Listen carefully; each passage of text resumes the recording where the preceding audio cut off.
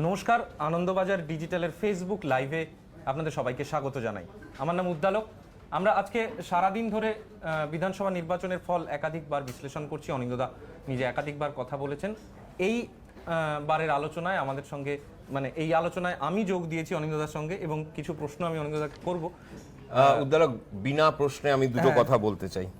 এক, আপনারা যারা আনন্দবাজার ডিজিটালের ফেসবুক লাইভ দেখেছেন, এখনো দেখছেন বলে আমি ধরে নিচ্ছি, তাদের একটা কথা বলতে চাই যে আমার সঙ্গে যে সহকর্মীরা আজকে সারাদিন ধরে এখানে কাজ করেছেন, আমি তাদের কাছে কৃতজ্ঞ।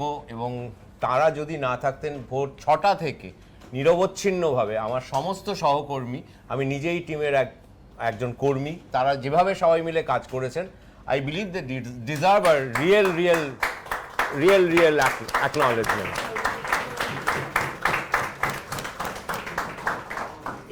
এই প্রাথমিক কৃতজ্ঞতা স্বীকারটুকু আমার করে নেওয়া উচিত, কারণ আমার ধারণা এটাই আমাদের আজকে শেষ ফেসবুক লাইভ। এটা একটু দীর্ঘায়িত হতে পারে। আর দ্বিতীয় যে কথাটা উদ্দালক আমি বলতে চাই বিনা প্রশ্নে, সেটা হচ্ছে Nandigram. Nandigram has really turned into a different kind of A thriller today.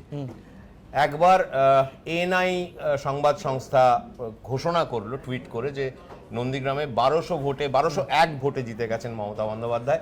আমরা এএনআই এর ওপর তার দায় চাপিয়ে আমরা এবং আরও বিভিন্ন গণমাধ্যম, জাতীয় গণমাধ্যম, রাজ্যের গণমাধ্যম, আমরা বলে দিলাম যে এএনআই বলেছে যে 1201 ভোটে মমতা বন্দ্যোপাধ্যায় জিতেছেন। তবে যতই দায় এএনআই এর হোক, আমরা নিজেরাও বোধহয় সেটা বলার দায়টা অস্বীকার করতে পারি না। তার কিছুক্ষণ পরে, কয়েক ঘন্টা না, কিছু সময় পরে শোনা গেল যে শুভেন্দু অধিকারী নন্দীগ্রাম থেকে জিতে গিয়েছেন। এবং আমি নিজে ঘটনাচক্রে আমার মনে হলো যে ঘোড়ার মুখ থেকে শোনাই ভালো, তো আমি সরাসরি শুভেন্দু অধিকারীকে ফোন করি। শুভেন্দু অধিকারী সাধারণত সাংবাদিকদের ফোন ধরেন না, আজকে আমার ফোনও ধরতেন না। আজকে দেখলাম উনি ফোন ধরলেন, ধরে বললেন হ্যাঁ আমি 1622 ভোটে জিতেছি। আচ্ছা, তো আমরা তখন আনন্দবাজার ডিজিটালের পাতায় আমরা ওয়েবসাইটে ব্রেক করলাম যে শুভেন্দু অধিকারী জিতেছেন, এবং শুভেন্দুই আমাদের সেটা জানিয়েছেন। তার কিছুক্ষণ পরে মমতা বন্দ্যোপাধ্যায় মুখ্যমন্ত্রী নিজে এসে তার কালীঘাটের বাড়ির লাগোয়া দফতরের সামনে দাঁড়িয়ে সাংবাদিক বৈঠক করে বললেন, প্রকারান্তরে স্বীকার করলেন যে উনি নন্দীগ্রামে হেরে গিয়েছেন। এবং একই সঙ্গে তিনি বললেন যে ওখানে ভোট লুট হয়েছে, কারচুপি হয়েছে, এবং উনি আদালতে যাবেন।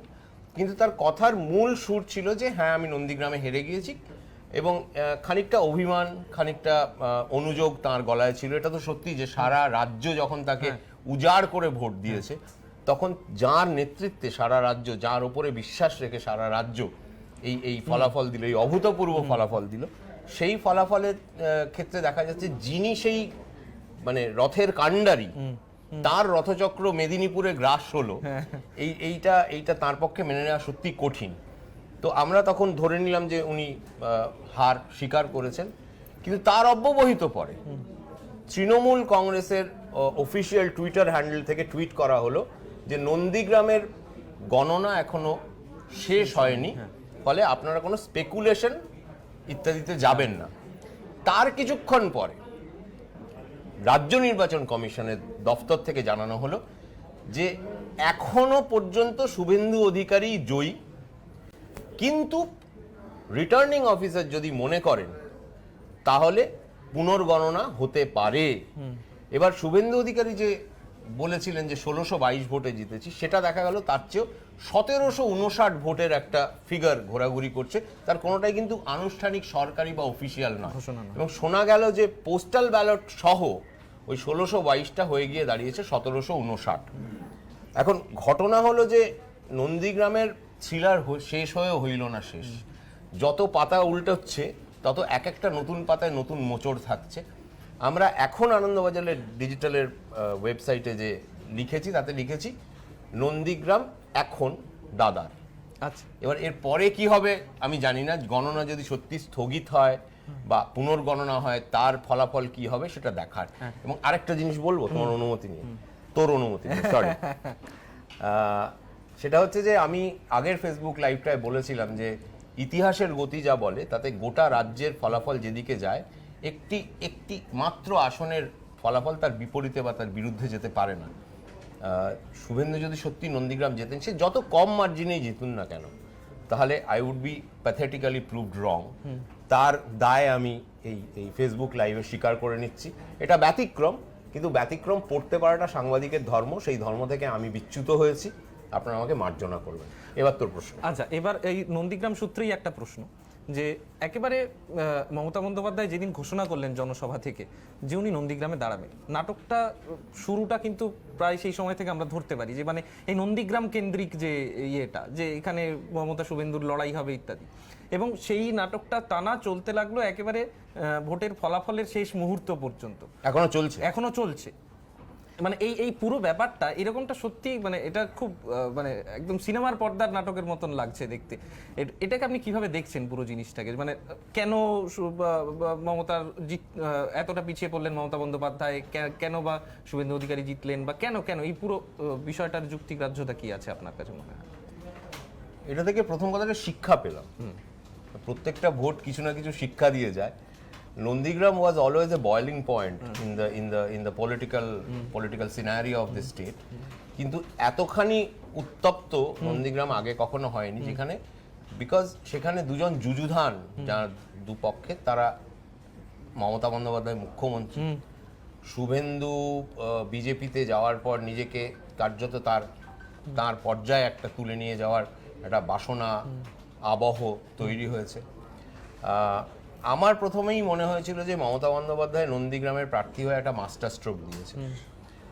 সেটা আমরা আনন্দবাজার ডিজিটালে লিখেও ছিলাম।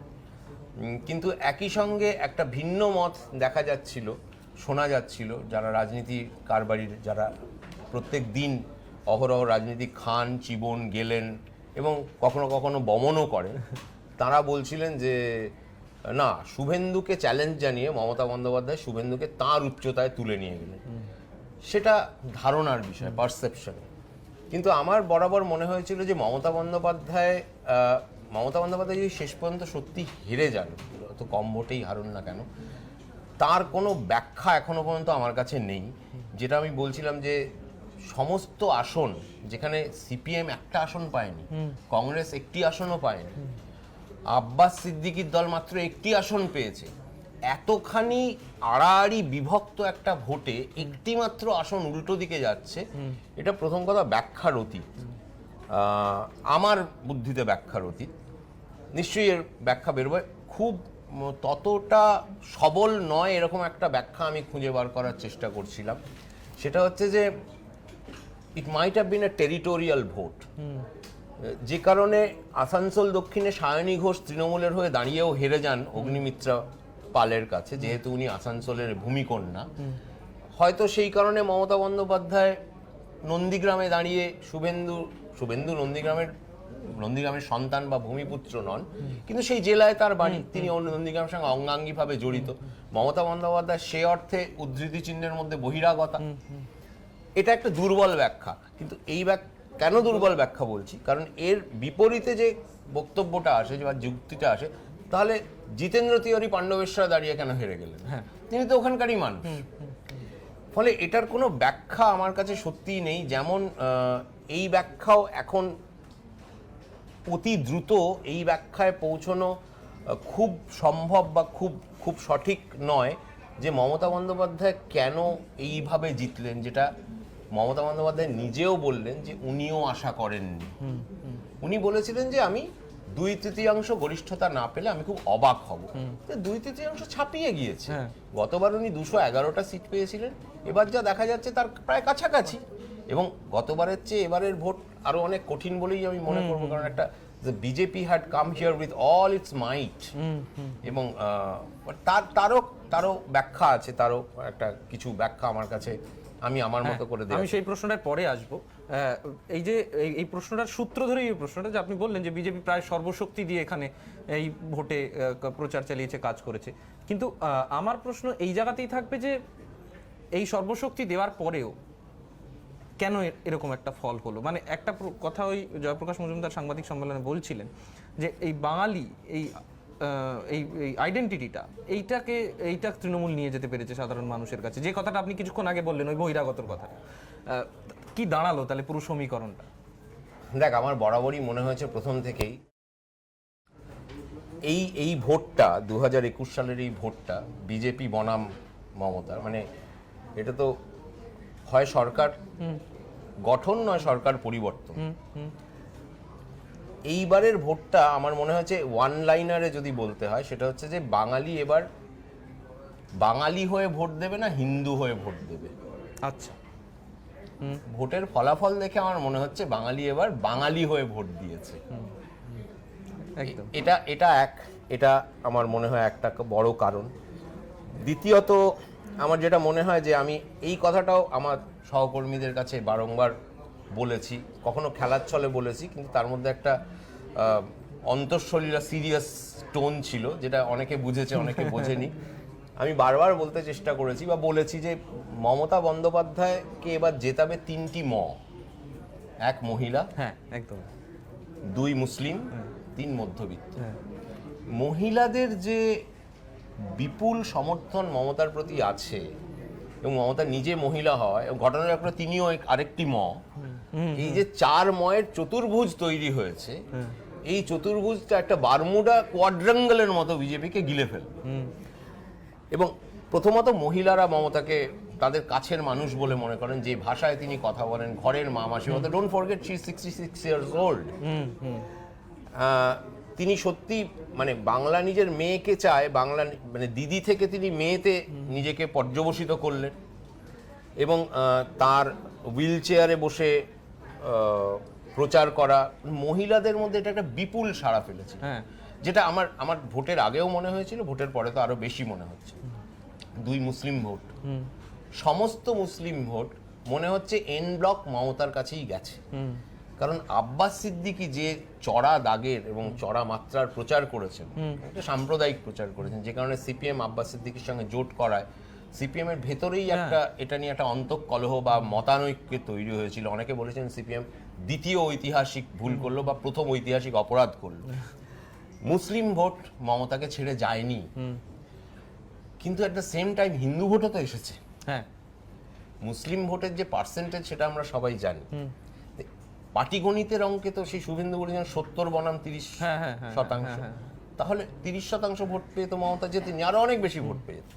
এইখানে মধ্যবিত্ত তৃতীয় মোদী সরকারের, আমি বলবো কেন্দ্রীয় সরকারের যে রান্নার গ্যাসের দাম বাড়ানো, পেট্রোল ডিজেলের দাম বাড়ানো, সবচেয়ে বড় কথা কোভিড মোকাবিলায় যে অন্তঃশ্বাস শূন্য ব্যর্থতা, সেটা আমার ধারণা অনেকখানি কাজ করেছে।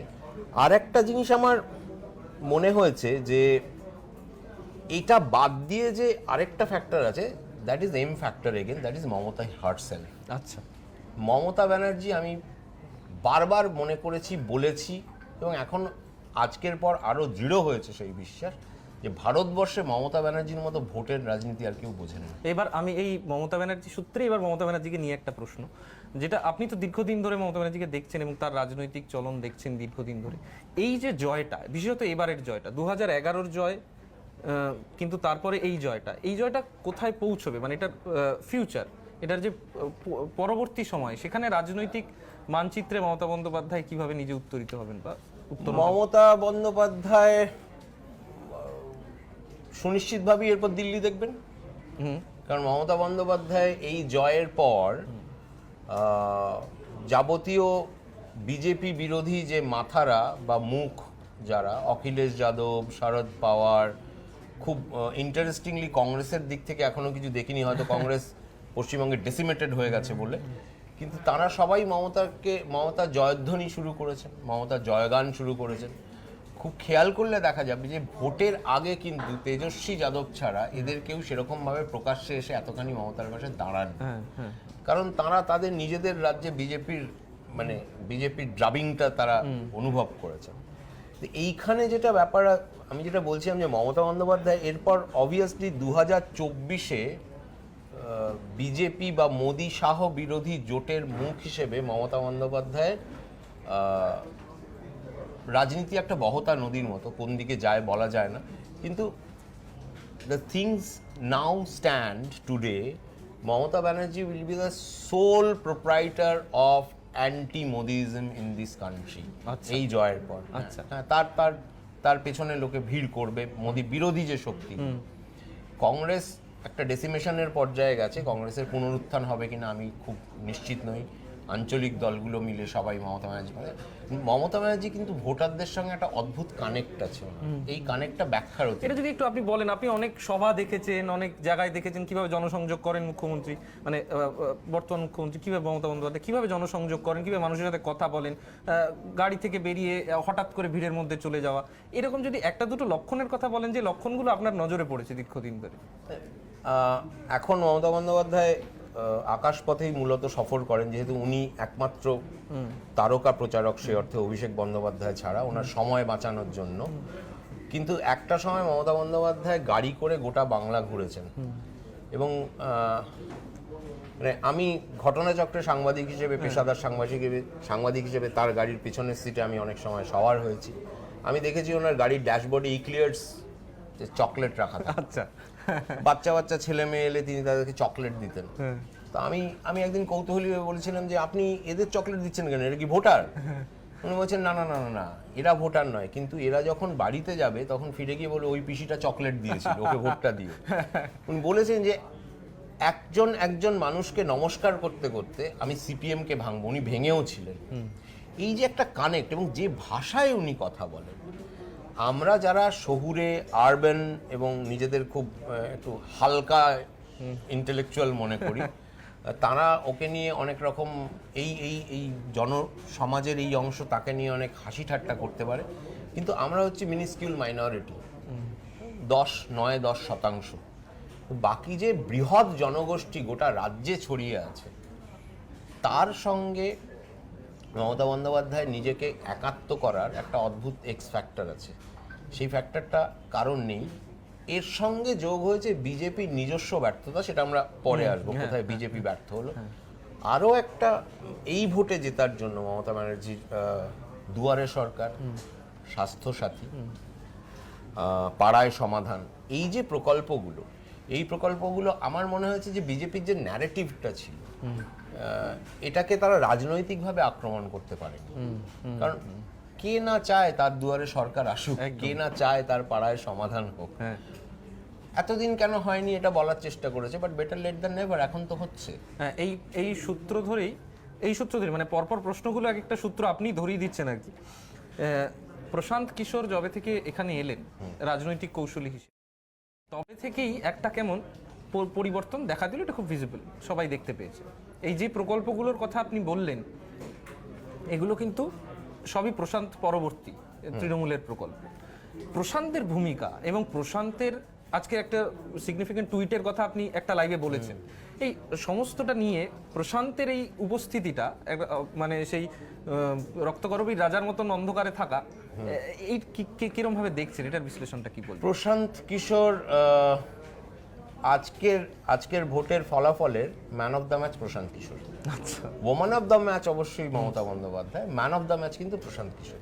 প্রশান্ত কিশোরকে নিয়ে উনি যখন প্রথম এলেন ভোট প্রকৌশলী হিসেবে, এখানে ভাবতে হবে যে প্রশান্ত কিশোরকে যেমন অভিষেক বন্দ্যোপাধ্যায়ের উদ্যোগে প্রশান্ত কিশোর এইখানে এসেছেন, একই সঙ্গে মমতা বন্দ্যোপাধ্যায় সবুজ সংকেত দিয়েছেন তাকে ভোট প্রকৌশলী হিসেবে নিয়োগ করার। নিশ্চয়ই। ফলে সেই দূরদর্শিতা তাঁরও ছিল। এবার প্রশান্ত কিশোর এসে যেটা করেছিলেন, তৃণমূলের মধ্যে একটা কাঠামো তৈরির চেষ্টা করেছিলেন, এবং যে কারণে তার কাজ নিয়ে তৃণমূলের অন্দরে মাঝে মাঝে অনুযোগ শোনা গিয়েছে, প্রকাশ্যে নয়, প্রকাশ্যে সেই সাহসী বলবো কারণ নেই, কিন্তু তৃণমূলের অন্দরে ঘনিষ্ঠদের মধ্যে, ঘনিষ্ঠ সাংবাদিকদের কাছে, বিভিন্ন সিনিয়র নেতারা ওনারা চেষ্টা করেছেন যে এই ইয়েটা ভেন্ট করতে, যে এটা কেমন হচ্ছে। কারণ প্রশান্ত কিশোরের যে টিম, মানে একেবারেই তরুণ, একঝাঁক তরুণী ঝকঝকে টিম, তারা এলাকায় গেছে, প্রার্থী সম্পর্কে খোঁজ নিয়েছে। তৃণমূল দলটা তো আবেগ সর্বস্ব একটা দল, সেই আবেগের কাছে কাঠামো, পরিকাঠামো ইত্যাদি এই শব্দগুলো খুব ক্ষীণ এবং দুর্বল। তখন যখনই তুই তাদেরকে একটা কাঠামোতে বাঁধতে যাবি, তখন এমনিতেই বাঙালির মানে একটা রাস্তা ওয়ান ওয়ে করতে গেলে তাদের সুবিধা হবে জেনেও আপত্তি করে। ফলে এই কাঠামোতে বাঁধতে গেলেই তাদের মধ্যে একটা অদ্ভুত মানে একটা একটা একটা একটা বিদ্রোহ, একটা বিক্ষোভ তৈরি হয়। প্রথম দিকে সেই জিনিসটা ছিল, কিন্তু প্রশান্ত কিশোর সবচেয়ে বড় যেটা করেছিলেন আমার মনে হয়, তৃণমূলে যে পর্যবেক্ষক সিস্টেমটা আছে, অবজারভার সিস্টেম, জেলায় জেলায় অবজারভার সিস্টেমটাকে ভেঙে দেওয়া। অবজারভারের হাত ধরে তৃণমূলের মধ্যে এই ধরনের অবামপন্থী দলে, দক্ষিণপন্থী কথাটা ভুল, অবামপন্থী দলে কিছু পরগাছার জন্ম হয়, যেটা কালে কালে যুগে যুগে হয়ে এসেছে। অবজারভারদের একটা কমিটমেন্ট থাকে, তাদের কাছে একটা দায়বদ্ধতা থাকে যে অমুক আমার লোক, আমি তাকে এই জেলা থেকে আমি 5টা লোককে টিকিট দেবো। এই সিস্টেমটা প্রশান্ত কিশোর পুরো ভেঙে দিয়েছে, এবং তার সঙ্গে যুক্ত হয়েছে এই সরকারি প্রকল্পগুলোকে মানুষের দরজায় দরজায় পৌঁছে দেওয়া, এবং কর্পোরেট ধাঁচে বিজেপির আইটি সেলের সঙ্গে সমানে সমানে টক্কর দেওয়া। ফলে নেট মাধ্যমের যে জনতা, তার সঙ্গে পাড়ার জনতা এবং গ্রামের জনতা, এদের সঙ্গে একটা বড় কানেক্ট মমতা বন্দ্যোপাধ্যায় এবং তার সরকারের তৈরি হয়েছে। তো এইটা প্রশান্ত কিশোরের ভূমিকা এখানে অনস্বীকার্য। কিন্তু ওই টুইটটা কেন করলেন প্রশান্ত কিশোর? ওই যে আমি আর আমার মনে হয় ওটা ম্যাগনানিমিটি, একটা মহান ওই সেই টুইট, যে টুইটে বলেছিলেন উনি যে 100 পেরোবে না। হ্যাঁ, খুব ইন্টারেস্টিংলি মানে উনি বলেছেন যে ওয়াচ দিস স্পেস। আজকে উনি বলেছেন I am living this space. তো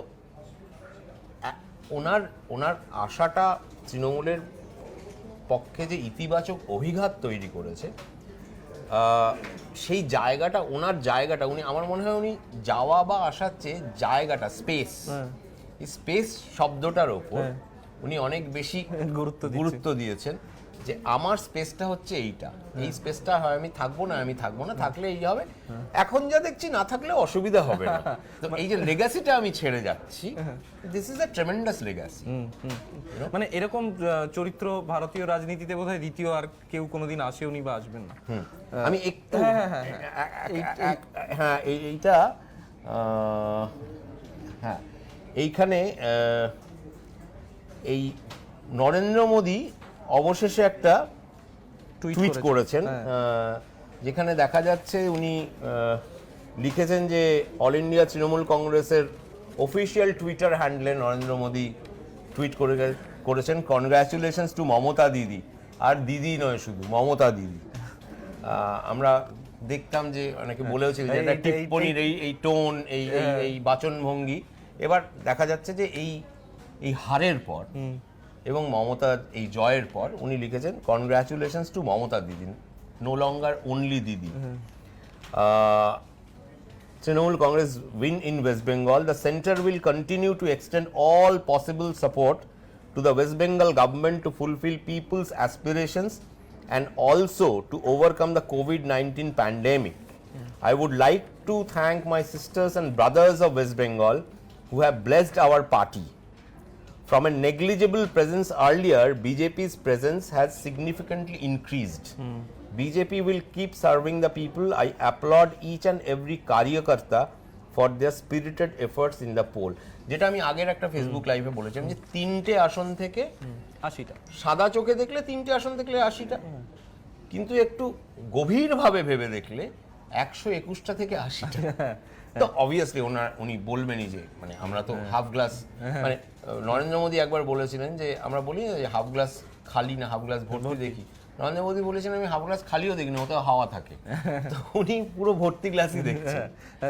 এই টুইট থেকে এবং ওই আসন পাওয়া, এই যে 121 থেকে 80তে চলে যাওয়া বা 80-র কোঠায় আশেপাশে, এখনো সব পুরো ফলটা আসেনি, সে কারণে আমরা এক্সাক্ট সংখ্যাটাও হয়তো বলতে পারবো না।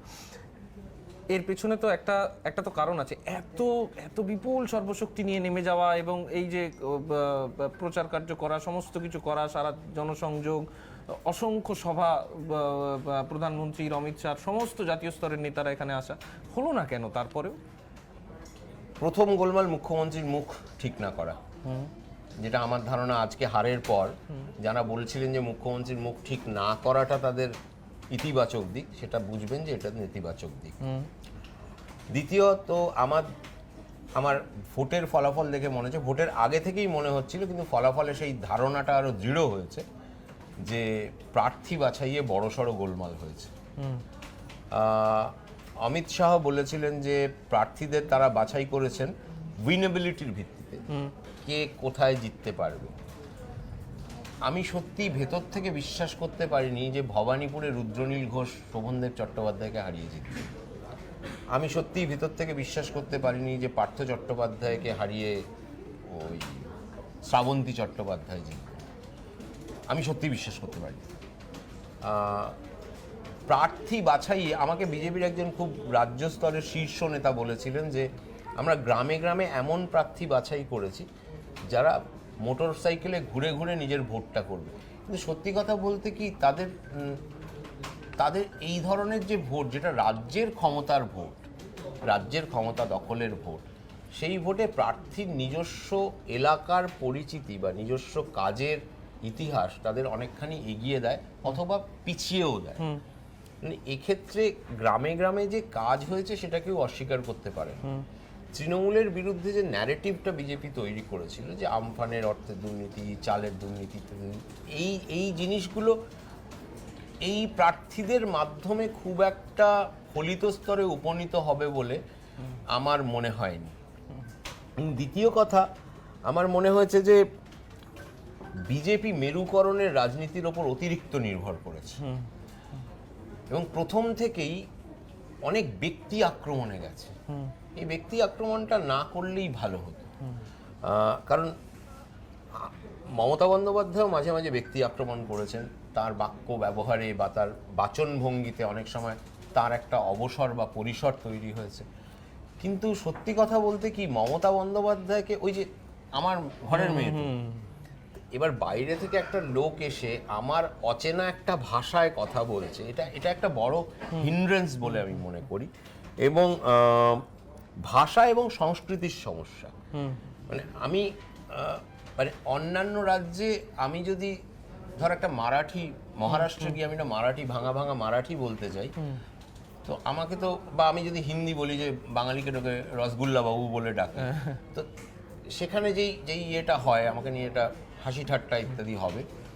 তো এখানে এসে যদি রবীন্দ্রনাথকে ভুল কোট করেন নরেন্দ্র মোদী, বা মানে আচমকা এসে বিজেপির কোনো সর্বভারতীয় নেতা, তারা সত্যিই বড় মাপের নেতা, মানে যে বিজেপি 303টি আসন জিতেছে গোটা দেশে, তাকে তো ছোট দল বা তাদের অক্ষমতা আছে এটা তো বলাটা বাতুলতা হবে। আমি রাজনীতির ছাত্র হিসেবে সেটা বলতে পারি না, কিন্তু তাদের মধ্যে কোথাও একটা ওই নারীর টানের বা নারীর যোগের একটা অভাব দেখা গেছে।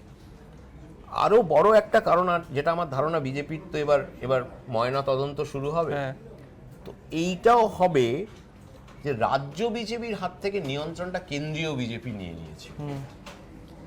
সত্যি কথা বলতে কি, মিঠুন চক্রবর্তী যে বিজেপিতে জয়েন করবেন সেটা রাজ্য বিজেপির সভাপতি দিলীপ ঘোষ জানতেন না। আচ্ছা, হ্যাঁ, আচ্ছা। এবং এই যে কেন্দ্রের থ্রু দিয়ে এই যে কেন্দ্রশাসিত যে সমস্ত মানে যে সমস্ত নেতা বা নেত্রী তারা বিজেপির হয়ে এসে ভোটে দাঁড়িয়ে পড়লেন, সেইটা নিয়ে কিন্তু বিজেপির মধ্যে একটা অসন্তোষ ছিল। কারণ এতদিন যারা এই যে নব্য আর আদির লড়াই, নব্য বিজেপি যারা এসেছে তাদের মধ্যে একটা দ্বন্দ্ব তো ছিলই, যেটা আমরা হেস্টিংসে দিনের পর দিন বিক্ষোভ হয়েছে, এদিকে কুশপুতুল করেছে, বিভিন্ন সময় দেখেছি বিজেপির নেতারা সেগুলোকে একটুখানি লঘু করে দেখানোর চেষ্টা করেছে। কিন্তু these are all tell signs. এইগুলো কখনো এর কোনো অভিঘাত একেবারে হবে না সেটা বোঝা যায় না, কারণ politics is all about perception. আমাদের মতো তৃতীয় বিশ্বের দেশে ধারণার ওপর রাজনীতি চলে। তো এই যে ধারণা বিজেপি সম্পর্কে একটা তৈরি হলো, এক্সকিউজ মি, যে তারা একটা এমন জায়গা থেকে আসছে যেখানে সমস্ত কিছু চাপিয়ে দেওয়া, যারা আসছেন তারা আমাদের ভাষাটা ঠিক বলতে পারেন না, তাদের মধ্যে কোথাও যেন একটা বাঙালি, আমার ধারণা বাঙালি তাদের সঙ্গে কোথাও একটা অনাত্মীয়তা বোধ করেছে। মানে মমতা বন্দ্যোপাধ্যায় অমিত শাহকে হোদল কুতকুত বললেন, তারা পুলকিত হয়েছে, খুশি হয়েছে, ভেবেছে একটা মজা করছেন, ঠাট্টা করছেন। কিন্তু নরেন্দ্র মোদী যখন ওইটা বলেছেন, আরো আরো আরো গন্ডগোল হয়েছে, মানে তার যে দিলীপ ঘোষ বললেন যে মমতা বারমুডা পড়েন না কেন, এটা এটা শালীন সমাজে না এটা ঠিক গ্রহণযোগ্য নয়। আমি যদি খুব নরম করেও বলি, এটা মনে হয়েছে যে হ্যাঁ ঠিক আছে, যারা বিজেপির সমর্থক তার মধ্যে দারুণ বলেছেন, কিন্তু কোথাও না কোথাও বোধহয় একটা আডমাত দেওয়ার, কোথাও একটা সীমা রেখা টানার একটা ব্যাপার আছে। কারণ এইটা ভুলে গেলে চলবে না যে মমতা বন্দ্যোপাধ্যায় হাজার হোক একজন মহিলা, এবং তিনি কার্যত একার চেষ্টায় দীর্ঘ লড়াইয়ের ইতিহাস সঙ্গে নিয়ে আরেকটি লড়াইয়ে অবতীর্ণ হয়েছেন, যেখানে তাকে সপ্তরথীর মতো ঘিরে ফেলেছে বিজেপির এতজন নেতা।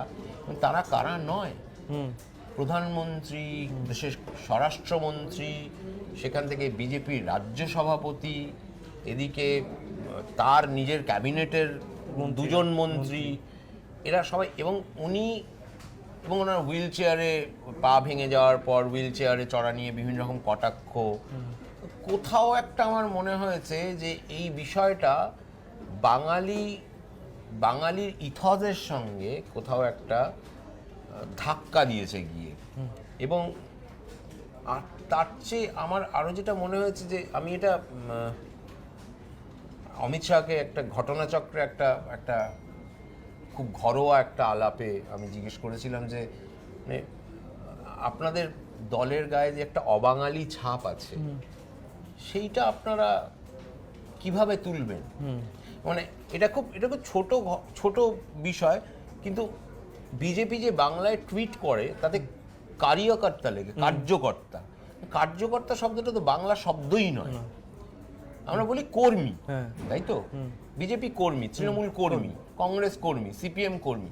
মানে কোনোদিন বলছি তৃণমূল কার্যকর্তা, মানে কথার ক্ষেত্রে বলি কার্যকর্তা, টুইট করার ক্ষেত্রে বা লেখার ক্ষেত্রে বলি কার্যকর্তা। এই কার্যকর্তা শব্দটি আমদানি হয়েছে এখানে, যেখানে কর্মীদের কার্যকর্তা বলা হয়। হয়তো তারা শ্রদ্ধালুভাবেই বলে থাকেন যে কার্যকর্তা, কর্মকর্তা, এরকম ভাবে, কিন্তু এটা তো বাংলা নয়। এবং তারপরে যে বিভিন্নভাবে যে রবীন্দ্রনাথের কবিতা, একটু অবাঙালি মানুষ বলতে গেলে একটুখানি বিকৃত হবেই, কিন্তু সেটা যদি দেশের প্রধানমন্ত্রী হন এবং তিনি যদি এরকম একটা মরণপণ লড়াইয়ে নেমে পড়েন, তাহলে কিন্তু তার অভিঘাত, নেতিবাচক অভিঘাত অনেক দৃঢ় এবং অনেক সুদূর প্রসারী হয় বলে আমার মনে হয়। একটা অংশ আমাদের এখনো মানে একটা অংশ নিয়ে আলোচনা হয়নি আমাদের, সেটা হচ্ছে বাম জোট। যে বাম জোটের ফল কি আপনার আশ্চর্য লেগেছে? বাম জোটের ফল যে দেখে আশ্চর্য লাগেনি, একেবারেই লাগেনি। সেখান থেকে আমার প্রশ্ন যে এই যে একটা তো রাজনৈতিক তরঙ্গ বামজোটের তৈরি হয়েছিল, আমি জানি না সেটা, আমি শহুরে মানুষ, আমি আমার বন্ধু এবং আমার পরিসর শহুরে, তাদের ফেসবুক, তাদের ইত্যাদি যাবতীয় দেখে আমার মনে হয়েছে একটা তরঙ্গ তৈরি হয়েছে। এটা আদৌ তৈরি হয়নি সেটা আমি আজকে বুঝতে পারছি। কিন্তু মানে আপনার কি পারসেপশন, মানে একটা দল মানে প্রায় নিশ্চিহ্ন হয়ে গেল, প্রায় না হয়েই গেল বলছি। আমি একটা কথা খুব লঘু এবং চপলভাবে বলে থাকি, বামপন্থীরা আমাকে মার্জনা করবেন। আমি একটা কথা খুবই লঘুভাবে, খুবই চপলভাবে বলে থাকি, মানে ইংরেজিতে বলতে গেলে having my tongue firmly in my cheek, সেটা হচ্ছে বন্যেরা বনে সুন্দর, শিশুরা মাতৃ করে, সিপিএম ফেসবুকে। তো এটা আমি তোকেও বলেছি অনেকবার। তো আমার বারবার মনে হয়েছে যে সেটা ভিন্ন প্রসঙ্গ, কিন্তু অন এ সিরিয়াস নোট, আমার এই ভোটটা 2021-এর ভোটটা আমার বরাবরই মনে হয়েছে এই ভোটটা খুব আড়াআড়িভাবে বিভক্ত, প্রো মমতা আর নো মমতা। এবার এই ধরনের আড়াআড়ি ভোট বিভক্ত হয়ে গেলে যদি একটা প্রো আর নো থাকে, তার মধ্যে মধ্যপন্থীদের কোনো স্থান থাকে না। মানে ইতিবাচক ভোট এবং নেতিবাচক ভোট এই দুটোই খুব তীব্র এবং একমুখী হয়। সেখানে যারা সরকার গঠন করতে পারবে না, তাদের কোনো পরিসর, অবকাশ বা স্থান এই ক্যানভাসটায় থাকে না। হ্যাঁ, আমি মানছি মীনাক্ষী মুখোপাধ্যায় খুবই ব্রাইট, দীপশিতা ধর ভীষণ ব্রাইট, ঐশী ঘোষ খুবই ব্রাইট, কিন্তু তাদেরকে ভোট দিয়ে তো তো সরকার গঠন হবে না, কারণ তারা তো কোনোদিন 148টা আসন পাবে না, এইটা খুব পরিষ্কার বাঙালি বুঝে গেছে। এবং যেহেতু পাবে না, এটা খুব এটা এটা কাম্য নয়, এবং এটা খুব বোধহয় একটা বেদনার্হ ঘটনা যে ঐশী ঘোষ তার কেন্দ্রে তৃতীয় হয়েছেন, দীপশিতা জেতেননি। আমি এখনো জানি না মীনাক্ষী মুখোপাধ্যায় নন্দীগ্রামে কত ভোট পেয়েছেন, আমার মনে হয় না খুব বেশি ভোট পাবেন। তো আমার বক্তব্য হচ্ছে যে এই ধরনের যে ভোট, এই ধরনের ভোটে এটাও আরেকটা সেই হ্যাঁ এই ধরনের ভোটে এই যে তৃতীয় বিকল্প বলে একটা বায়বীয় কথা প্রকাশ করার বলতেন না, যেটা কোনোদিন, এটা সত্যি এটা বায়বীয় বিষয়, ওটা কেউ কোনোদিন দেখা যায়নি কোথায়। তো ওই নানা রকম সমীকরণের চেষ্টা হয়েছে, কিন্তু ওই তৃতীয় বিকল্প নামক যে বায়বীয় বস্তুটা, হ্যাঁ হতে পারে যে আজ থেকে 5 বছর বাদে বা 7 বছর বাদে এই দীপশিতা, মীনাক্ষী বা ঐশী বা সৃজন যারা দাঁড়িয়েছিলেন, তারা একটা জায়গায় কোথাও না কোথাও গিয়ে পৌঁছবেন, কারণ বামপন্থীদের দীর্ঘ লড়াইয়ের ইতিহাস আছে। কিন্তু এই মুহূর্তে তারা একদমই কাব্যে উপেক্ষিত। আচ্ছা, আইএসএফ এর সঙ্গে জোটটা কি কোনো কারণে বুমেরাং হয়ে গেল? বোধহয় হলো, কারণ আইএসএফই তো একটা মাত্র সিট পেয়েছে। ভাঙড়ে জিতেছে আব্বাস সিদ্দিকীর ভাই নওশাদ সিদ্দিকী। উনি ভালো কথা বলেন, আমার ভালো লাগে ওনার কথা, পরিষ্কার সুন্দর কথা বলেন, ভালো লাগে। উনি জিতেছেন, তবে আমার ধারণা উনিও তৃণমূলে চলে টলে যেতে পারেন, আমি জানি না, এটা একদমই আমি নিশ্চিতই। আচ্ছা, আরেকটা আমার সহকর্মী এসে দিল, returning officer of Nandigram announcing that BJP's Suvendu Adhikari won against TMC chief Mamata Banerjee. তো এখন আমি জানি না আমরা দ্ব্যর্থহীন ভাষায় বলতে পারি কি না যে শুভেন্দু অধিকারী নন্দীগ্রামে জিতেছেন এবং মমতা বন্দ্যোপাধ্যায় পরাজিত হয়েছেন। রিটার্নিং অফিসার, যার কথা রাজ্য নির্বাচন কমিশনার বলেছিলেন যে রিটার্নিং অফিসার যদি মনে করেন তিনি পুনর্গণনা করাতে পারেন, সম্ভবত সেটা হচ্ছে না। সম্ভবত এই শব্দটা রাখছি এই ভোটের শিক্ষা থেকে, কারণ এই থ্রিলারের আরো কোনো পাতা লুকিয়ে আছে নাকি আমি জানি না, আমার ধারণা তুইও জানিস না, গোটা বঙ্গবাসী জানে না, কেউই জানে না। মানে আমরা শেষ 4-5 ঘন্টায় যে থ্রিলার দেখে নিয়েছি, সেই থ্রিলারও হবে আমরা আশা করি। তবে একটা জিনিস কি জানিস, আমি সরি টু ইন্টারাপ্ট ইউ, এই আরো কিছু বলি না, কিছু টেল সাইন্স আছে, মানে আমি কারোর নাম বলছি না, কিন্তু বিজেপির বেশ কিছু প্রার্থী তারা আমাকে রেজাল্ট বেরোনোর 2 দিন আগে থেকে ফোন করতে শুরু করেছে, কি হবে মনে হচ্ছে, কি হবে মনে হয়, যেটা দেখে আমার মনে হয়েছিল, আমার এতদিন ধরে এটাই মনে হয়েছে, এবং এইটা মানে গড ফরবিড কোনোদিন এটার মার হয়নি এই ফর্মুলাটা, যে যারা একটুখানি দোদুল্যমান থাকেন তখন তারা পরিচিত সাংবাদিকদের ফোন করে জিজ্ঞেস করেন যে আত্মবিশ্বাসের অভাব, আত্মবিশ্বাসের অভাব কিনা বোধহয় তারা শুনতে চান যে আপনি জিতবেন, আপনি জিতবেন, আপনারা জিতবেন। মানে মানুষ যখন কোথাও একটা নিজের আত্মবিশ্বাস টলে যায় বা একটু দোদুল্যমানতা তৈরি হয়, তখন আমরা তো জানতে চাই যে আচ্ছা আমি তাহলে ভালো করবো তো, আমি একটা কোথাও একটা ঠেকনো চাই। তো আমাকে অনেকে ফোন করেছিলেন, ঘটনাচক্রে তাদের মধ্যে সকলেই প্রায় হেরেছেন। তো আমার সেটা থেকেও একটু মনে হচ্ছিল যে এত যদি মানে এত বাগাড়ম্বর, এত কিছু করে, এত মানে হিন্দিতে যাকে বলে বিজেপির বারে তামঝাম করে এসে, তাহলে এই শেষ প্রহরে এসে এটা কেন মনে হচ্ছে, মানে যারা এই this are all ominous signs for a party. এবার এইটা থেকেই মানে এরপরের প্রশ্নটা এইটা থেকেই যে যারা বিজেপিতে গেলেন দল বদল করে অথচ হেরে গেলেন, সেটা রাজীব বন্দ্যোপাধ্যায় হতে পারেন, প্রবীর ঘোষালরা হতে পারেন, ভবিষ্যৎ কি, মানে কি হবে? মানে শুভেন্দু অধিকারী জিতেছেন ঠিক আছে, কিন্তু এই যে যারা গেলেন অথচ হেরে গেলেন, জিতেন তিওয়ারি হেরে গেছেন, কি হবে? মানে এদের রাজনৈতিক ভবিষ্যৎটা কি হবে? দেখ, জিতে গেলে তো মানুষ অনেক ম্যাগনানিমাস হয়ে যায়। রাজীব বন্দ্যোপাধ্যায় যেভাবে মমতা বন্দ্যোপাধ্যায় ছবি বগলদাবা করে বিধানসভা থেকে বেরিয়েছিলেন গোটা ক্যামেরা কুলের লেন্সের সামনে, তাতে মনে হয় ওনার কোথাও একটা ব্রাউনি পয়েন্ট উনি হয়তো গেইন করে রেখেছেন, আমি জানি না কি হবে। কিন্তু প্রবীর ঘোষাল আমার প্রাক্তন পেশাগত সহকর্মী, আমি সত্যি জানি না উনি রাজনীতিতে থাকবেন কিনা, বা থাকলেও কোন ইয়েতে থাকবেন। আমার কাছে খুব ইন্টারেস্টিং হবে যদি আমি ধরে নিই রিটার্নিং অফিসারের ঘোষণা সত্য যে শুভেন্দু অধিকারী জিতেছেন। আবার বলছি, I will always say Nandigram with a disclaimer, that is the lesson I have learn today. বিধানসভায় বিরোধী দলনেতা কে হবেন, শুভেন্দু অধিকারী না মুকুল রায়? কারণ এই মমতা ঝড়েও যিনি জিতেছেন কৃষ্ণনগর উত্তরে, তার নাম মুকুল রায়। এবার দেখার হচ্ছে মুকুল রায় বিরোধী দলনেতা হন না শুভেন্দু অধিকারী হন, এটা খুব ইন্টারেস্টিং। এবার বিজেপি যদি 80টা মতো আসন পায়, আমার মনে হয় যে তারা একটা মাপ মতো হল্লা বিধানসভার মধ্যে করবে, 3 থেকে 80 হওয়া যদি সেইটাই ধরে নিই। বাকি যারা দলবদল করেছেন আমি ঠিক বুঝতে পারছি না তাদের মানে কাতারে কাতারে অনেক লোকই তো বিজেপিতে গিয়েছে। হ্যাঁ, অনেক লোক বিজেপিতে গিয়েছেন, কিন্তু তারা আবার যারা এই নিচু তলায় গিয়েছেন আমার ধারণা তারা আবার তৃণমূলে ফিরে আসবেন। কারণ এই যে তরঙ্গটা ওঠে, এই যে ঢেউ, এবং সমুদ্রের ঢেউয়ের মতো বালির পাড়ে ধাক্কাকে আবার সমুদ্রেই ফিরে যায়। কারণ সমুদ্র অনেক বড়, সেখানে অনেকের স্থান হয়, জায়গা হয়। আর আরেকটা জিনিস যেটা মনে হয় যে বিধানসভার ভেতরে এবার কি ধরনের কম্পোজিশন তৈরি হয়, কি ধরনের সংখ্যার ওই ওঠা পড়া তৈরি হয়, সেটাও একটা দেখার।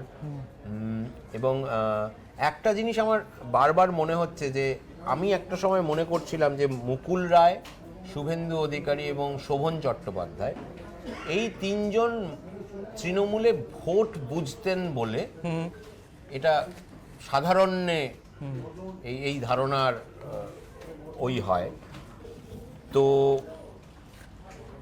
সাধারণে এই ধারণা যে এরা 3 জন ভোট বুঝতেন এবং এরা 3 জনে খুব আনখোশির রাজনৈতিক ব্যক্তি, তার মানে তারা সবসময় রাজনীতিটাই নিয়ে ভাবেন অষ্টপ্রহর।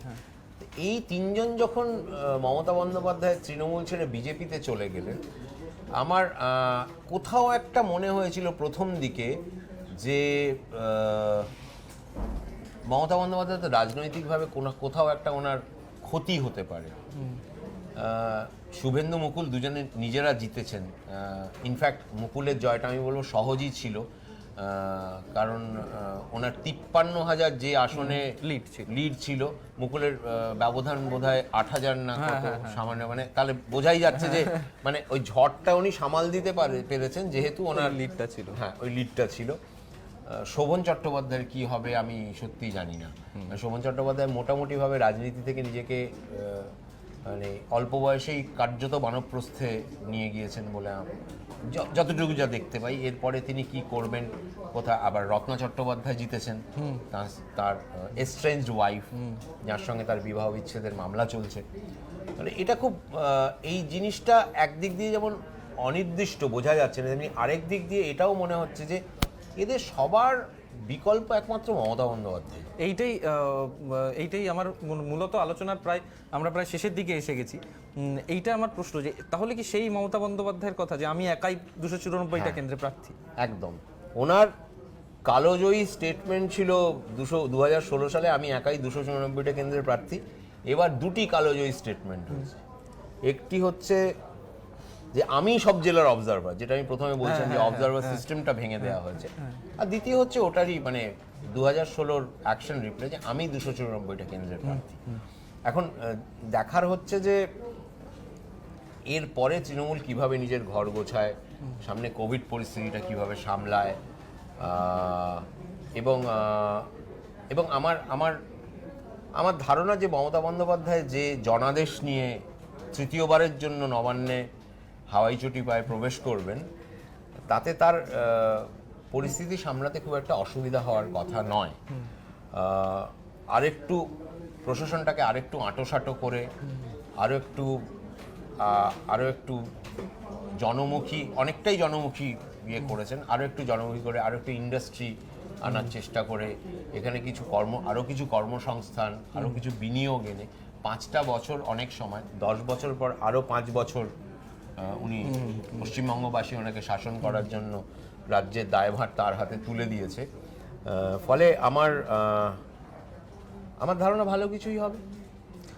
তো আমরা আরেকটা কথা বলবো, আচ্ছা, অবশেষে এটা নন্দীগ্রাম দিয়ে এটা শুরু করেছিলাম, ছিলাম, যে নন্দীগ্রামে বৃত্ত সম্পূর্ণ করে আমার সহকর্মী এসে আমাকে যেটা দিল সেটা হচ্ছে শুভেন্দুকে জয়ী ঘোষণা রিটার্নিং অফিসারের, পুনর্নির্বাচন হচ্ছে না, দাবি বাতিল। ফলে আমরা বোধহয় অবশেষে চূড়ান্তভাবে বলতে পারি যে নন্দীগ্রাম আসন শুভেন্দু অধিকারী জিতে নন্দীগ্রামের বিধায়ক হলেন, ঠিক যেমন তিনি 2016 সালেও নন্দীগ্রাম থেকে বিধায়ক হয়েছিলেন। মমতা বন্দ্যোপাধ্যায় কোন আসন থেকে দাঁড়াবেন এর পরের খুব গুরুত্বপূর্ণ দামি প্রশ্ন সেটা। সাধারণভাবে মনে হতে পারে ভবানীপুর, কারণ ওটা তার নিজের মেজো বোন। তো আমার কোথাও একটা মনে হচ্ছে উনি সম্ভবত খড়দহ কেন্দ্র থেকে দাঁড়াতে পারেন। আচ্ছা, কারণ খড়দহে কাজল সিংহ যিনি তৃণমূলের প্রার্থী ছিলেন, হ্যাঁ, তিনি কোভিডে তিনি প্রয়াত হয়েছেন, সেই আসনটা তো সেখানে উপনির্বাচন হবেই, এবং সেই উপনির্বাচনে রাজনীতি খুব খুব নির্মম নির্বেদ একটা জায়গা, তো সেই আসনে কোনো তৃণমূলের প্রার্থী থাকবেন না, মানে কাজল বাবু প্রয়াত হয়েছেন। সেটা যদি মুখ্যমন্ত্রীর আসন হয় তাহলে মানে জেতা আসন। মমতা বন্দ্যোপাধ্যায় যদি ওখানে দাঁড়ান, কলকাতার খুব দূরে নয়, বৃহত্তর কলকাতার অঙ্গ, সেখানে মমতা বন্দ্যোপাধ্যায় দাঁড়ালে আমি খুব অবাক হব না। কিন্তু একটা ডিসক্লেমার দিয়ে রাখলাম, না হলে আমাকে কিছু বলবেন না, নন্দীগ্রামের পর আর কিছু ফাইনালি বলা উচিত। আচ্ছা, শেষ একটাই প্রশ্ন করব, তাহলে কি আজকের মতো যে দর্শকরা সকাল থেকে বা যারা পাঠকরা যারা সকাল থেকে খবর নিচ্ছেন, প্রতিনিয়ত সিট বাড়ছে কমছে দেখছেন এবং উত্তেজনার পারদ চড়ছে, তাদের কি এখন মানে মোটামুটি একটা থিতু হওয়ার জায়গায় এসেছেন, নাকি আরো নাটক কিছু বাকি আছে? আপনার কি মনে হচ্ছে? রাজনীতির নাটক আর বাকি নেই, জীবনের নাটক বাকি আছে, কারণ এই মুহূর্ত থেকে কোভিড সামলাতে হবে। একদমই তাই। কারণ আমরা যে দ্বিতীয় তরঙ্গে যে জায়গায় প্রবেশ করেছি সেটা বিপজ্জনক, এবং সেটা যত আমি জানি না যে ঢেউ এসেছে, মানে কলকাতা শহর এবং লাগোয়া আশপাশের এলাকার যা অবস্থা, তাতে সেটা কিভাবে সামলানো যায়। তবে আমার মমতা বন্দ্যোপাধ্যায় নিজেও বললেন যে ভাবি মুখ্যমন্ত্রী যিনি তৃতীয়বারের জন্য শপথ নেবেন, যে কোভিড সামলানোই এখন তার প্রথম কাজ। একদম ঠিক বলেছেন, এটা তার অগ্রাধিকারের 1 নম্বরে থাকা উচিত। তো কথা আমি বলতে শুরু করেছিলাম, কিন্তু আমি চাইবো আজকে যে একাধিক পর্বে লাইভ হয়েছে, সেই লাইভে অনিন্দদা কথা বলেছেন পরপর অনেকগুলো বিষয় নিয়ে, সুতরাং এই আলোচনার শেষটাও অনিন্দদাই করুন।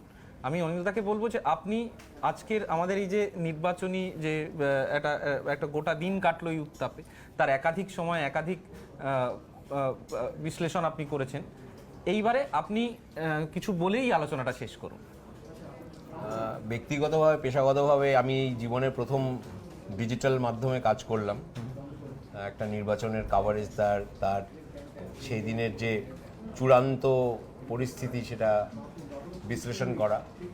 জীবনের প্রথম ফেসবুক লাইভ করলাম, জীবনে কোনোদিন করিনি। আমি জানি না আমি ঝুলিয়েছি না ঠিক করেছি, আপনারা বলতে পারবেন। যদি ঝুলিয়ে থাকি মার্জনা করবেন, যদি ঠিক লেগে থাকে তাহলে আরও কিভাবে ঠিক করতে পারি বলবেন।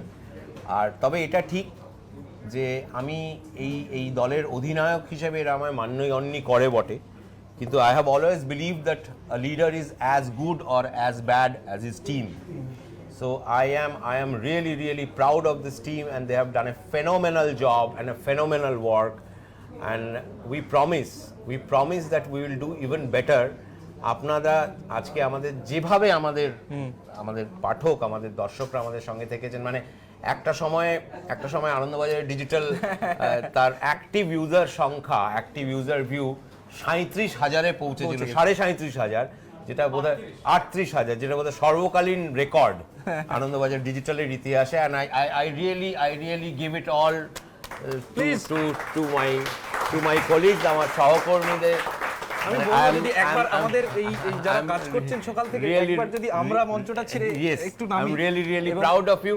এই তোরা প্লিজ আয় একবার, আমার মনে হয় তোদের সবাই একটু দেখুক। আয় come, it is going live. চলো, it's going live. সন্দীপ গো গো গো গো না সবাই মইন কাম হ্যাঁ চলো, সবাইকে চলো, দেখা চলো, যাবে চলো, না চলো, চলো। হয়তো একটু পম্পা যাও চলো 3 cheers for ABP digital hip hip hip hip hip hip